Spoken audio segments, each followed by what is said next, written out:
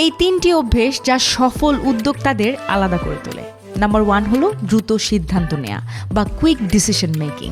বেশিরভাগ মানুষই সুযোগ এলে ভাবতে ভাবতে সময় নষ্ট করে ফেলেন, কিন্তু সফল উদ্যোক্তারা জানে যদি দ্রুত সিদ্ধান্ত নেওয়া যায় তাহলে সবার থেকে এগিয়ে যাওয়া যায় অথবা শেখা যায়।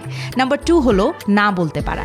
যে সকল অ্যাক্টিভিটি ফোকাস নষ্ট করে সফল উদ্যোক্তারা সেখানে কখনোই সময় দিতে চান না এবং সবসময় সেই কাজগুলোকে না বলে থাকেন, কারণ তারা সবসময় ফোকাস অ্যাক্টিভিটিতে সময় বেশি দেন। অ্যান্ড নাম্বার 3, যা আমার দৃষ্টিতে ভীষণ ইম্পর্ট্যান্ট, সম্পর্ক গড়ে তোলা।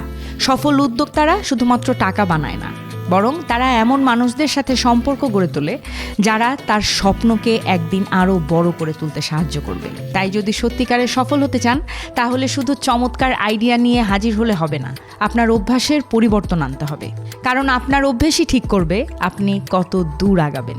এরকম আরও ইউনিক মার্কেটিং স্ট্র্যাটেজি জানতে ফলো এবং সাবস্ক্রাইব করুন।